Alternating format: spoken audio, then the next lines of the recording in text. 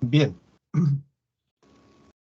En cumplimiento del artículo 15, inciso G, del reglamento del año sabático vigente a la fecha, a continuación voy a pasar a exponer de manera sucinta, de manera muy reducida, como es obvio, el contenido del libro, cuyo título es Modelo Sistémico de Gestión Estratégica, Balance Scorecard e Inteligencia de Negocios Virtual para la Sostenibilidad Universitaria. Algunas generalidades previas. En relación a la portada, ¿cuál es el mensaje y cuál es el contenido de la pantalla?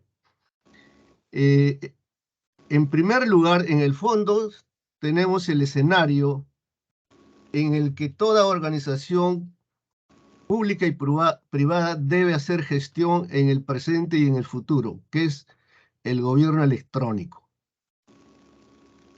Pero este gobierno electrónico debe ser capaz de orientarse y enfocarse hacia resultados visibles, tangibles, cuantificables, y que evidentemente puedan ser controlados a través de un sistema de semaforización y para cuyo propósito muestro en la pantalla los tres colores, ¿no? Que son el rojo, el amarillo y el verde, que denotan pues si es que los resultados están siendo satisfactorios, verde, en alerta, en amarillo y en rojo, en deficiencia. Y ahí ese diseño responde a las tres alternativas que nosotros podemos manejar los indicadores de gestión. El de maximización, el de minimización y el de estabilización. De manera que ese es un mensaje muy potente, ¿no? Que nos va a permitir guiar nuestras actividades, nuestras decisiones y tomar acciones correspondientes. Ese escenario entonces tiene que ver con la presencia del Balance Scorecard como una herramienta sistémica integral para medir la gestión. Luego vemos ahí un tercer componente que es una síntesis de un dashboard, que es la expresión sintetizada, valga la expresión, de un modelo de inteligencia de negocios. Este libro ha sido publicado por la editorial FEPOL, que entre otras características tiene el hecho de tener arbitraje ciego, revisión de similitud, protección de derechos de autor, registro ISBN, registro de DOI, publicación con metadatos, métrica de consulta, fondo editorial con más de 14 indexaciones, etcétera, que son algunas características que hacen que el autor haya escogido, ¿no? esta editorial.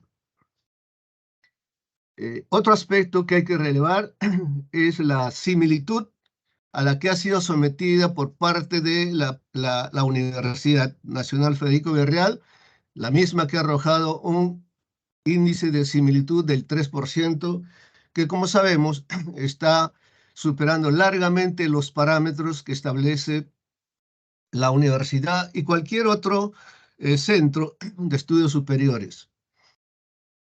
Otro aspecto que quiero relevar es el de la visibilización a la fecha. Este libro ha sido descargado por 364 personas del país y de otros países del mundo. Hecho que particularmente me llena de satisfacción, pues el propósito es compartir el conocimiento, propiciar el acceso libre, y en eso coincidimos plenamente con la editorial. Es decir, el autor no está recibiendo ningún beneficio económico por dar a conocer la producción científica, la producción académica y la producción intelectual que se plasma en este libro. Asimismo, la gratitud hay que ponerla siempre de manifiesto.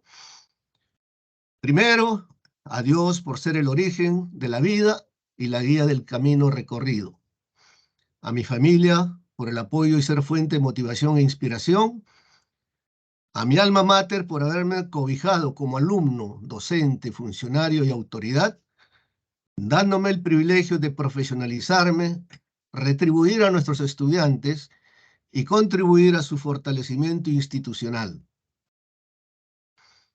Al ingeniero Roque Benavides Ganosa, decano departamental de Lima, del Ilustre Colegio de Ingenieros del Perú, por haberme dado la satisfacción de elaborar el prólogo de este pequeño aporte al conocimiento intelectual. A los colegas que me alentaron y apoyaron en todo este proceso constructivo, a los miles de ciudadanos del Perú y del extranjero que han visitado la página web de la editorial FEPOL. Y nuevamente a los 364 ciudadanos del Perú y del extranjero que han descargado este libro y que espero contribuya a fortalecer, a cimentar su conocimiento. A continuación, en estricto orden de la estructura del libro, vamos a desarrollar la agenda, ¿no? Como punto número 1, la introducción. Punto 2, el marco constitucional, legal y normativo del sistema universitario peruano. 3, caracterización de la realidad problemática universitaria. 4, desarrollo sostenible bajo un enfoque de causalidad. 5, un nuevo paradigma denominada la sistémica. Gestión organizacional, herramientas modernas de gestión institucional, herramientas tecnológicas del Balance Scorecard y la inteligencia de negocios.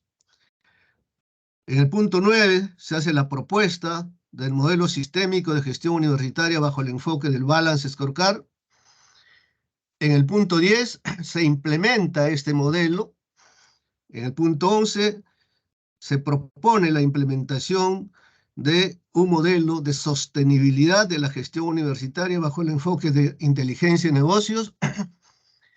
En el punto 12 se diseña el modelo de sostenibilidad sistémica bajo el enfoque Balance Scorecard. En el 13 se diseña el modelo y finalmente en el 14 se hace el análisis de la direccionalidad y del impacto de los 4 modelos propuestos. Finalmente se formula algunas reflexiones.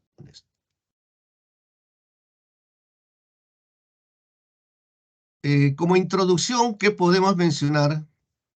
Y que como todos sabemos en la comunidad académica universitaria, este es un sistema complejo que está rodeado de una serie de restricciones, una serie de riesgos, una serie de mecanismos que alteran, modifican, ¿no?, su devenir, su accionar. Y este es un proceso histórico, ¿no? La realidad problemática, perdón, la introducción que estoy haciendo es para contextualizar entonces cuál es el escenario bajo el cual nosotros como sistema universitario venimos atravesando. Un corte en el tiempo que podemos hacer al respecto es desde el Grito de Córdoba, donde emergen las nuevas manifestaciones de un descontento en su momento respecto del enfoque, respecto del diseño y de la operacionalización y gestión de las universidades de la época. Luego, instituciones como SUNEDU y otras que de alguna manera alteran, ¿no?, la autonomía de la universidad, poniendo en riesgo, ¿no es cierto?, los alcances de la competitividad, la libertad de gestión y la libertad que está consagrada en la Constitución. A eso hay que sumar el drama que hemos vivido en el año 2021 y parte del 22 en relación al COVID, que también marcó un antes y un después en la funcionalidad de nuestras instituciones y del mundo entero, pero que a su vez, irónicamente, nos ha abierto oportunidades para enfatizar, para intensificar, ¿no es cierto?, el acercamiento con las tecnologías de la información, que como sabemos nosotros, hoy más que nunca, está penetrando en todas las ramas del conocimiento y en todas las actividades económicas de la humanidad. Que dicho sea de paso, entonces, ahora estamos frente a un escenario donde para asegurar un ascenso en los niveles de competitividad hay que trabajar con indicadores de tanto sistémicos como focalizados o circunscritos a algún interés en particular, algún área de interés o algún proceso en particular. Ese es el escenario bajo el cual las universidades y el sistema universitario en su conjunto conviven el día de hoy. Respecto al marco constitucional, legal y normativo, debemos partir analizando y reconociendo que en la sociedad, en una sociedad organizada, en una sociedad que se precie de ser desarrollada, donde la interacción y la tolerancia tiene que circunscribirse a las reglas, al pacto social que está plasmado de alguna manera o simbólicamente en la denominada pirámide de Kelsen, donde encontramos pues una jerarquía de normas que, como repito, en una sociedad organizada deben cumplirse escrupulosamente. Y en ese sentido, la cúspide de esta pirámide es la Constitución, las leyes, los reglamentos, testamentos, contratos y sentencias. Hago este énfasis porque si contrastamos entonces este modelo orgánico, este modelo predecible y sostenible con nuestra realidad, vemos pues que a pesar que las constituciones que ha tenido el país, incluyendo la última, proclaman, enuncian, ¿no es cierto?, la autonomía universitaria, ¿no es cierto?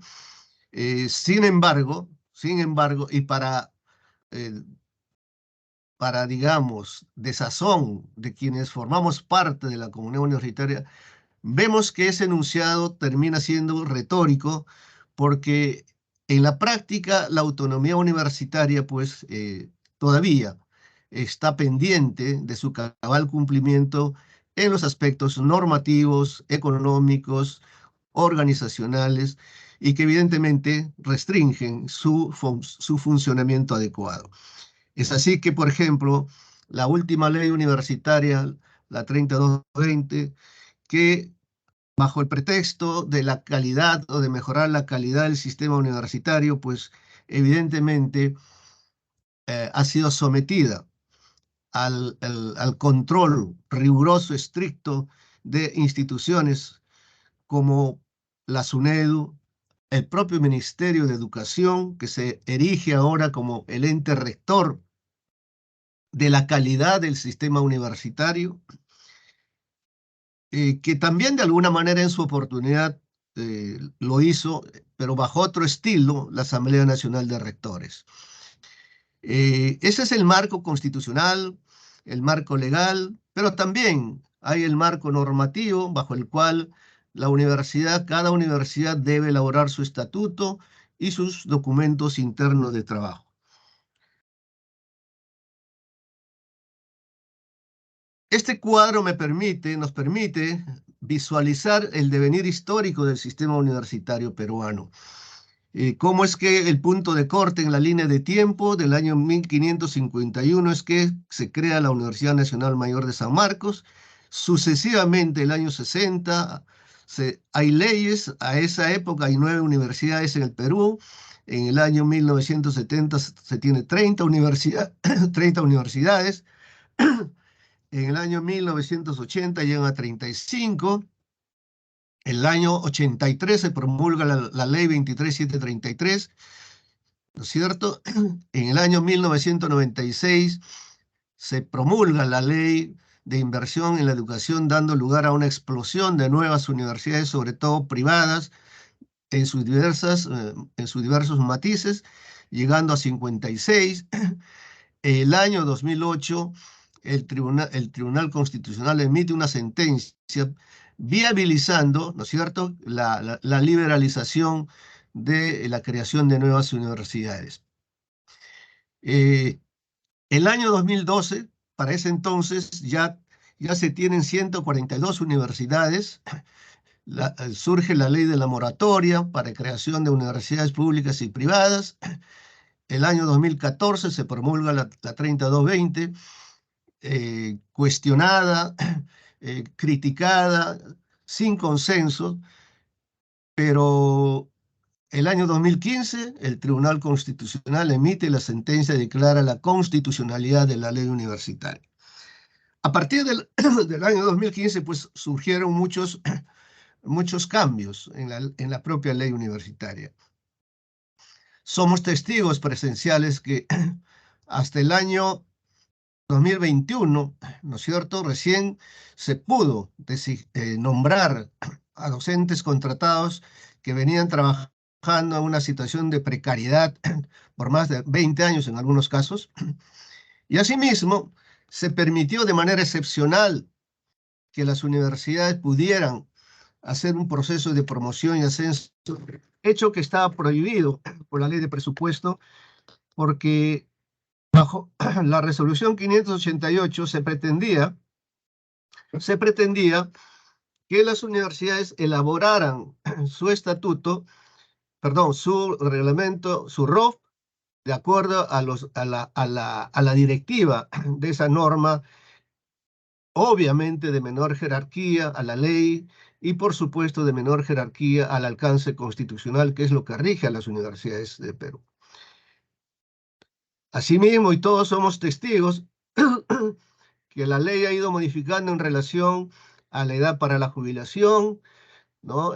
Inicialmente se planteaba 70 años para la jubilación, posteriormente a 75, y últimamente, recién, se ha promulgado una modificación mediante la cual ya no hay edad para la jubilación. Entonces, estas modificaciones traen consigo pues una serie de también modificaciones en el plano interno en términos de gestión de las universidades. Por otro lado, como entidad del Estado, como entidad pública, la Universidad Peruana debe adecuarse al proceso de elaboración de los planes estratégicos alineados a las políticas, ¿no es cierto?, tanto a las políticas de Estado, a las políticas, digamos, del territorio, ¿no?, y gobierno, y a las propias políticas de la entidad. De manera que esa articulación, esa jerarquización de normas, ¿no?, permiten, o por lo menos en teoría, permiten un diseño adecuado, ordenado, y que responda a las necesidades, ¿no?, en este caso, el ciudadano, en este caso, para la universidad, el cliente final y en última instancia es la sociedad, el mercado laboral. De manera que esa es la mirada bajo la cual deben realizarse los planes estratégicos.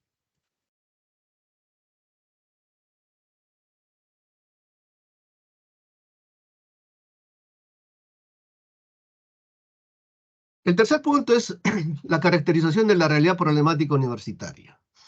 Esta realidad problemática la podemos abordar en distintos aspectos, ¿no? El aspecto político, en el aspecto presupuestal, en el aspecto normativo y en el aspecto legal. En lo político ya se ha mencionado, hay el frente externo, con sus vaivenes, con sus cambios permanentes. En el frente interno, cada universidad tiene su propia problemática, ¿no? De manera que esa complejidad es propia de cada, además de la complejidad general, hay una complejidad propia en cada universidad. Entonces, pero que al final a veces se constituyen factores desequilibrantes para la gestión previsible, para la gestión, digamos, a mediano y a largo plazo. En el aspecto presupuestal se sabe que siempre el presupuesto que se asigna es insuficiente, no responde a las reales necesidades de las universidades. Hay muchas restricciones, dicho sea de paso, y rigideces para la reformulación de los presupuestos. En el aspecto normativo, hay una excesiva normatividad que a veces se contrapone entre ellas y eso también crea confusión. En el aspecto legal, tenemos que hay frecuentes cambios en la ley universitaria y que hay evidentemente una falta de concordancia en la jerarquía de normas. Desde el punto de vista, digamos, histórico y temporal, para caracterizar la realidad problemática de la universidad, podemos utilizar distintos enfoques. Un enfoque de ellos es, por ejemplo, la autonomía responsable sistémica. De verdad que aquí nos preguntamos si realmente durante el tiempo que ha transcurrido desde el Grito de Córdoba, realmente la universidad ha adquirido actualmente la autonomía adecuada, es decir, si se ha llevado a cabo la auténtica reforma universitaria. Y la respuesta evidentemente es no. ¿Por qué? Porque todavía hay factores limitantes, factores restrictivos, ¿no es cierto? De manera que hay una deuda pendiente en el grito o a partir del Grito de Córdoba. Una referencia que podríamos tomar para el análisis es, por ejemplo, el proceso de Bolonia, que tiene como principal característica la adaptabilidad, es decir, la oferta académica, ¿no?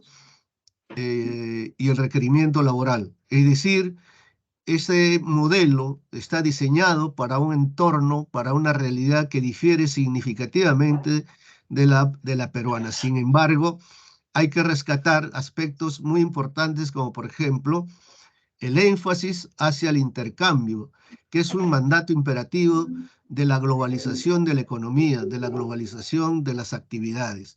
De manera que eh, todavía en este caso la reforma universitaria debe madurar, debe adecuarse a las circunstancias, como repito, sin perder de vista cuál es la razón de ser de la universidad. La autonomía universitaria no debe entenderse como autarquía universitaria, es decir, debemos enfatizar la autonomía, pero con responsabilidad y con perspectiva. ¿Y cuál es la perspectiva? ¿No? La perspectiva es ubicar quiénes son los realmente, quiénes deben ser los realmente beneficiarios del sistema universitario. ¿Es el frente interno o es el frente externo? ¿Por qué existe la universidad? ¿Para servir a quién? Como he dicho hace un rato, a la sociedad, que es la que financia finalmente sus actividades y su existencia. El frente interno en los distintos estamentos tiene la obligación de enmarcarse en ese objetivo supremo.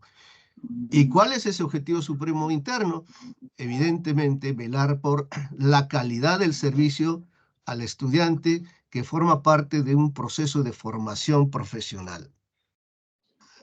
Entonces, repito, estos 4 componentes de la autonomía universitaria, la administrativa, la académica, la de gobierno y la autonomía económica, han de estar alineadas plenamente a qué es lo que requiere nuestra sociedad, qué es lo que requiere el mercado laboral, que es en última instancia a donde van a ir nuestros egresados.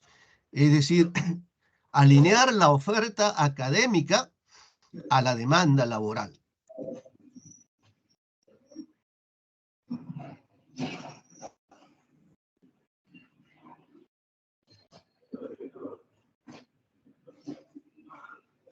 En el punto 4 me he permitido hacer un enfoque de causalidad al desarrollo sostenible.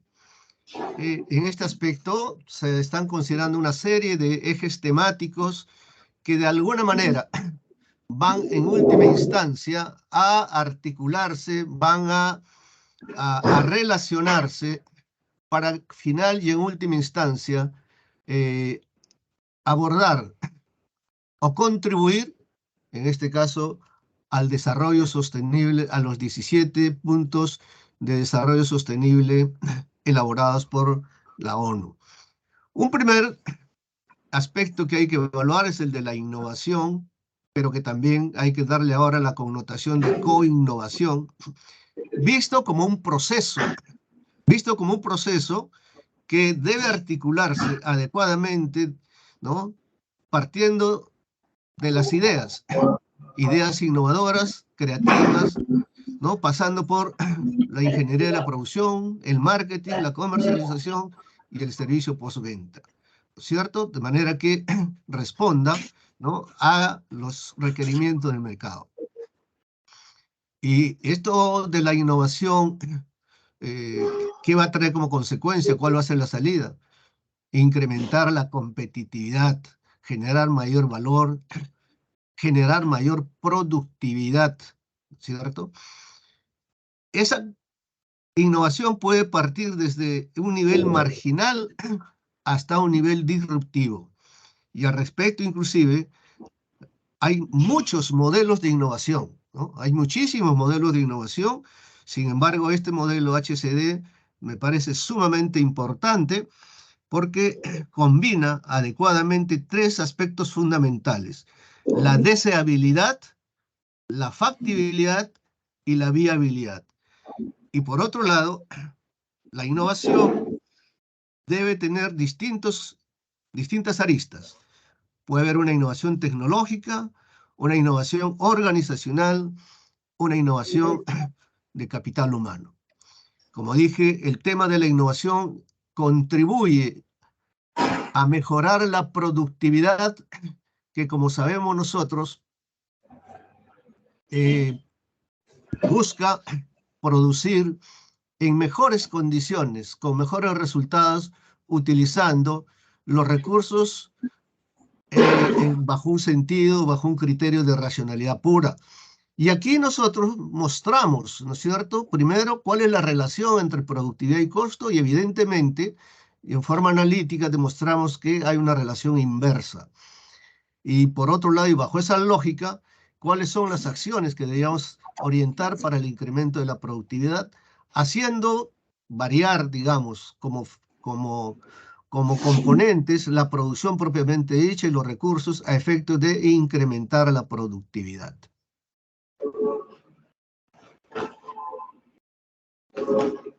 Asimismo,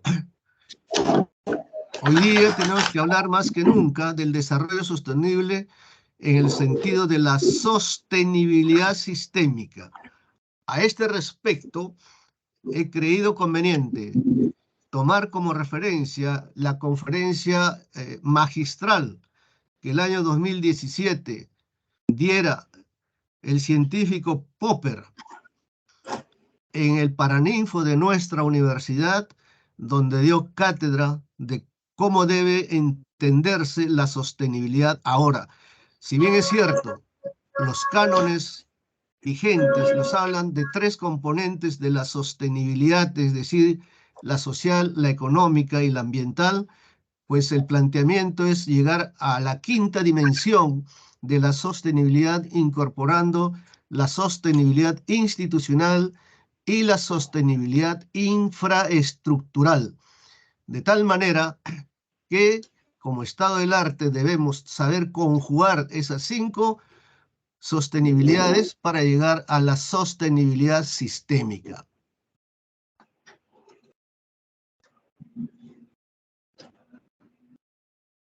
Otro aspecto fundamental que contribuye a la sostenibilidad, que duda cabe, es la calidad, ¿no? Es la calidad, y que, como sabemos nosotros, es multidimensional y que debe abordarse con la respectiva seriedad y responsabilidad.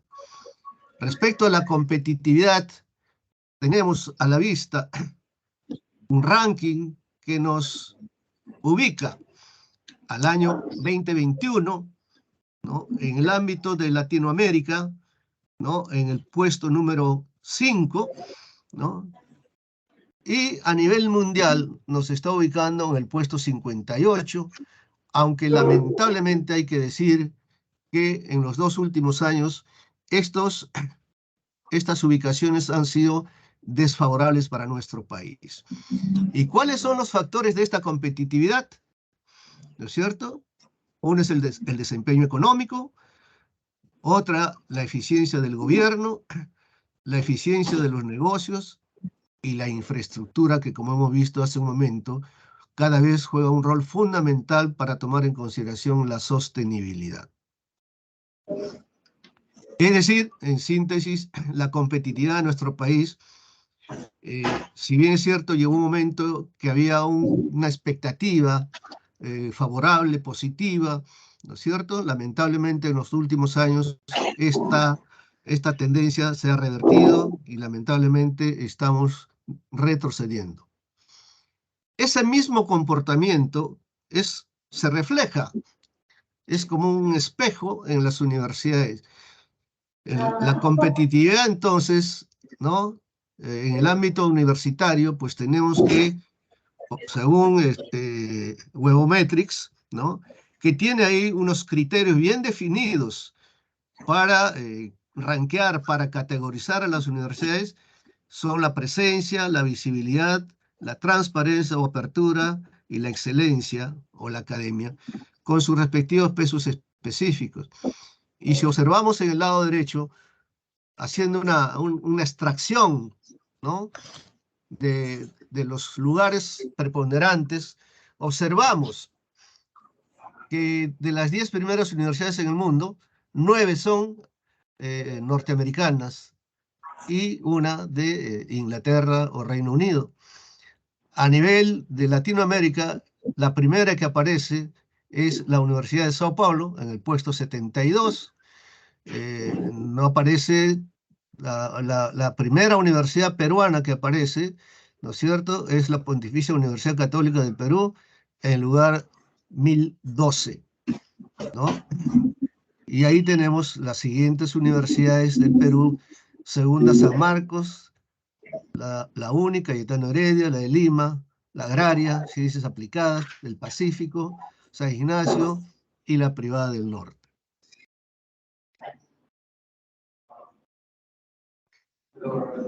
Haciendo una síntesis de estos componentes que de alguna manera constituyen causa para la sostenibilidad sistémica, por un lado vemos en el extremo izquierdo las políticas que, como se ha visto, tienen distintos niveles, ¿no? De Estado, de gobierno, del sector, ¿no? Institucional o de unidad de negocio. Todas esas políticas de alguna manera están vinculadas a las estrategias que, como hemos dicho, también son corporativas, de unidades de negocio, funcionales, operativas, de crecimiento, de competitividad, defensivas, internas. Y por el lado extremo derecho tenemos la calidad, que debemos abordarla desde distintos enfoques, desde la mejora continua, el rediseño de procesos, la reingeniería de procesos, toda la normatividad ISO que está contribuyendo a la calidad, y qué duda cabe, los modelos de madurez del CMMI, orientados sobre todo al proceso software. Entonces, en el eje central observamos, ¿no? Observamos que siempre los grupos de interés o el mercado tienen que dar la pauta, ¿no es cierto? Tanto en el entorno cercano y en el entorno lejano. ¿Qué cosa deben plantear estos grupos de interés? O plantean ofertas, demandas. ¿Para qué? Para que la innovación o coinnovación tecnológica, organizacional o de capital humano pueda contribuir a mejorar la productividad del capital humano, de materiales, de tecnología, de insumos. A su vez, en la medida que se incremente la productividad, se va a incrementar la competitividad empresarial del sector industrial del país o de conglomerados. Esto, luego, la competitividad va a permitir entonces incrementar la sostenibilidad sistémica, tanto en lo económico, en lo social, en lo ambiental, en lo infraestructural y en lo institucional. De manera que, en última instancia, vamos a contribuir al desarrollo sostenible que, como hemos dicho, son 7 los objetivos y que evidentemente encontramos aquí, y esta es una propuesta del autor, de cómo deberíamos entender este metamodelo de la sostenibilidad.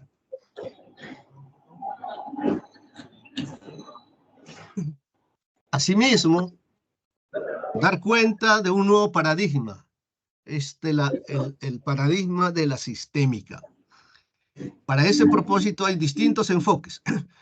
El enfoque más abstracto, pero con mayor contenido de la esencia de las cosas, tenemos la contextualización filosófica de los sistemas, donde encontramos que el sistema cultural, que es de alguna manera el entorno del pensamiento humano, tiene como eje fundamental al sistema filosófico que se relaciona con el arte, con la ciencia, con la moral y con la religión en sus distintas manifestaciones. Y ahí entonces encontramos en la relación de la ciencia con la filosofía la epistemología, ¿no? Que surge, digamos, como consecuencia de la teoría del conocimiento. Y en ese contexto hay que entender entonces a los sistemas. Asimismo, mostramos la anatomía y la viabilidad de los sistemas. Esta anatomía, esta caracterización, pues nos permite ver que siempre, cualquiera sea la naturaleza, el tamaño o la complejidad de un sistema, se va a referir ya sea a energía, a materia o a información en un estado previo. Luego, sometemos a un proceso de transformación, ¿no? Para generar las salidas correspondientes bajo un entorno, ¿no? Y que ese accionar, esa interactividad con el entorno en términos de entradas y salidas, nos genera un algoritmo, el algoritmo de la viabilidad de los sistemas, proclamado por Stafford Beer, donde al final y en última instancia nos dicen si cualitativamente las salidas del sistema son superiores a las entradas, entonces el sistema es viable. Caso contrario, el sistema colapsa. Haciendo esta caracterización de la anatomía y la viabilidad de los sistemas, ahora encontramos el metamodelo de la viabilidad sistémica, es decir, cuál es el entorno en concreto, ¿no? Que permite que el sistema sea viable o no.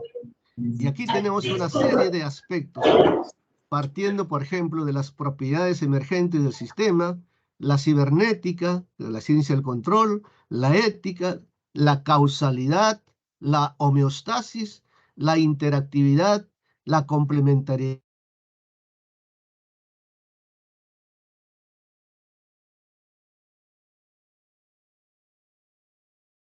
Estrategias articuladas tienen distinta connotación, distinta tipología, como hemos dicho hace un rato, corporativas, de unidad de negocio, funcionales, operativas y con su respectiva orientación, ¿no es cierto? Y donde las genéricas tenemos de competitividad, de crecimiento o defensivas, y hay estrategias específicas como de diferenciación, reducción de costos, etcétera. Y además también hay estrategias internas que hay que articularlas adecuadamente.